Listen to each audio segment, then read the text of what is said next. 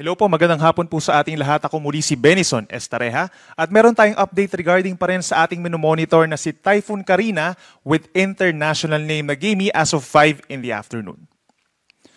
Huli pong namataan ang sentro nitong si Bagyong Karina sa layong 325 kilometers east-northeast of Basco, Batanes.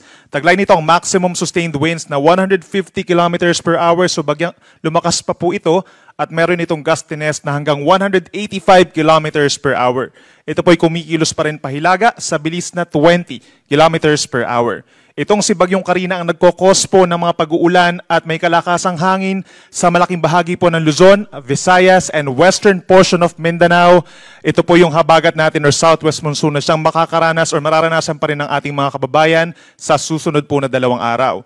Pinakamalalakas pa rin po yung mga pag-ulan dahil sa habagat dito po sa may western side, simula po sa may Ilocos region, pababa ng Zambales, Bataan, ilang pambahagi po ng Cordillera region, lalo na sa Abra and Benguet, pababa dito sa may parting Calabar Zone, Metro Manila hanggang Occidental Mindoro, sila po yung mga karanas overnight na mga heavy to intense na mga pag-ulan, kaya nandyan na po yung mga banta ng baha at pagguho ng lupa.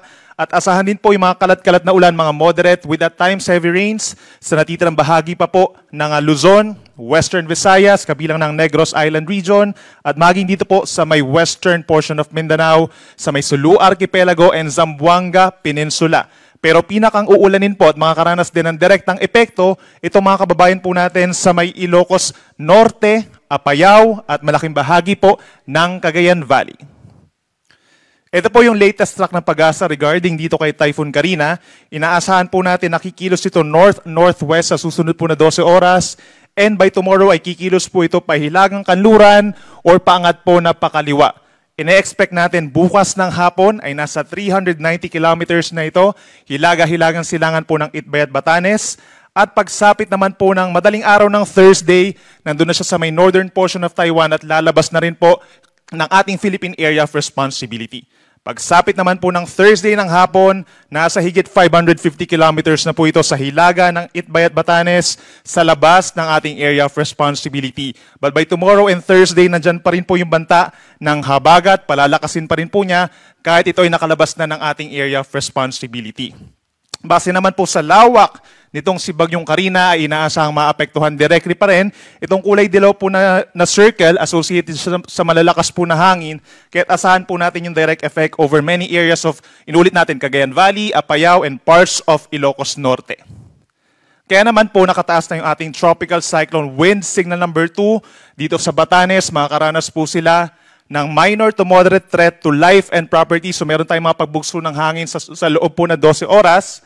Habang meron tayong signal number 1 or malalakas na hangin hanggang bukas sa ilang pambahagi po ng norte, kabilang ng Cagayan, kabilang ang Babuyan Islands, eastern portion of Isabela, kabilang ng Divilacan, Palanan, Maconacon, Dinapigue, Tumawini, Ilagan City, San Mariano, Cabagan, San Pablo, and Santa Maria.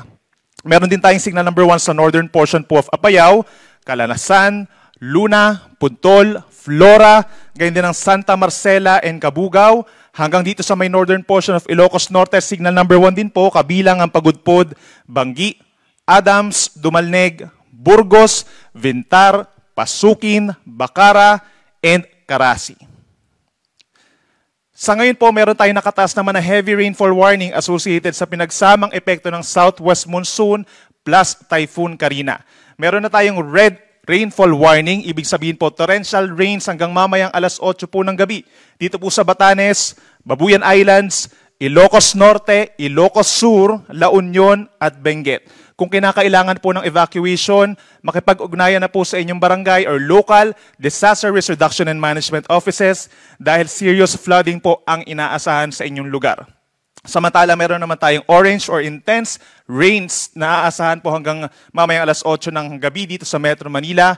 Ganyan din sa hilagang bahagi ng Cagayan, hilagang bahagi ng Apayao, northwestern Abra, buong Zambales, asahan pong intense na ulan, bababa ng Bataan, Rizal, Cavite, hanggang dito sa may Laguna and Batangas, asahan po ang malalakas na mga pag-ulan. Ibig sabihin, nagbabadya din po ang mga pagbaha, hindi lang sa mga low-lying areas, kundi yung maging nakatira po sa mga tabing ilog, posibleng umapaw at rumagasa po yung ilog ninyo. At dito naman sa central portion of Cagayan, meron tayong yellow warning or heavy rains sa loob po ng 3 oras.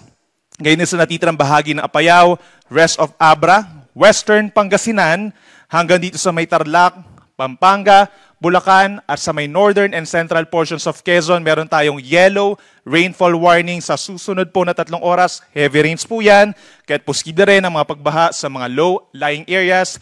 At dun sa mga areas na to, possible din po ang landslides or pagguho ng lupa, lalo na sa mga mountainous areas po. At ano naman yung aasahan natin ng mga pag-ulan in terms of like 24-hour period. So sabihin po natin, hanggang mamayang hating gabi yung mga nabanggit natin na areas kanina, plus may mga areas din dito sa Batanes and Cagayan na directly affected nga nitong si Bagyong Karina. 100 to 200 or heavy to intense rains po yan. Ilocos region, patuloy pa rin yung mga pag-ulan hanggang mamayang hating gabi. Abra, Benguet, Zambales, Bataan, Pampanga, gayon din ang Bulacan, Metro Manila, heavy to intense rains pa rin po hanggang mamayang hating gabi. Gayon din sa Rizal, Cavite, Batangas, and Occidental Mindoro. Habang meron tayong moderate to heavy rains or paminsan-minsang malalakas po na pag-ulan mamayang gabi dito sa may Eastern Isabela, Apayao, Kalinga, Mountain Province, Nueva Vizcaya, Nueva Ecija, Tarlac, Laguna, Quezon, Oriental Mindoro, Marinduque, Romblon at northern portion of Palawan, kabilang na rin po ang Aklan and Antique. By tomorrow, pinakamalalakas po ang mga pag-ulan dahil po sa habagat at dahil kay Bagyong Karina dito sa Batanes, pababa ng Ilocos region, Abra, Benguet, Zambales, Bataan at Occidental Mindoro. Habang meron naman tayong 50 to 100 millimeters na mga paulan bukas dito sa Babuyan Islands, Apayao, Kalinga, Mountain Province, Ifugao, pababa po ng Tarlac, Nueva Ecija pa rin, Pampanga, Bulacan, Metro Manila. Sa mga nagtatanong po for Metro Manila, bahagyang hihina ng ang mga pag-ulan natin by tomorrow, pero moderate to heavy rains naman po ang aasahan pa rin. Gayun din sa Rizal, Cavite, Batangas, Oriental Mindoro, and Calamian Islands sa Palawan.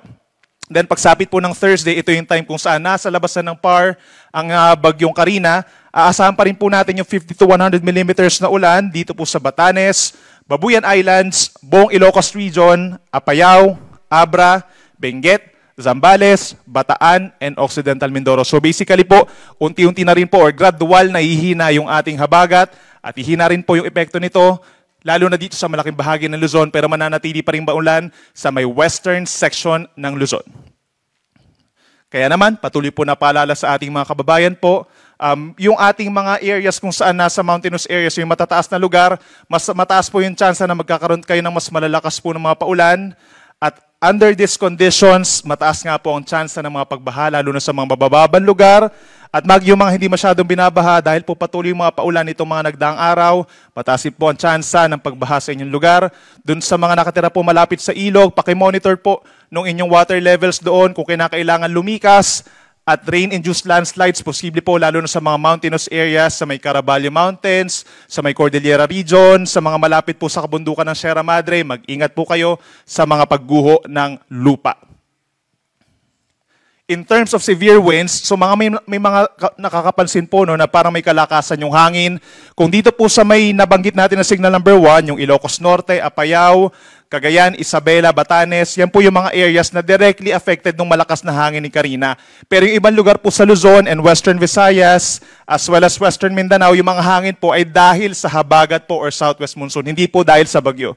Aasahan natin yung strong to gale force gust or pabugso-bugsong hangin hanggang sa Thursday po, July 25, sa Batanes, Babuyan Islands, Ilocos Region, buong Cordillera Region, gayon din ang Nueva Vizcaya, Quirino, buong Central Luzon, buong Metro Manila, possible din po yung mga gustiness, Calabarzon, Mimaropa, hanggang dito sa may Bicol Region, Western Visayas, apektado po ng pabugso-bugso na hanging habagat, gayon din ang Negros Occidental, Northern Samar, Northern Mindanao, and Zamboanga Peninsula.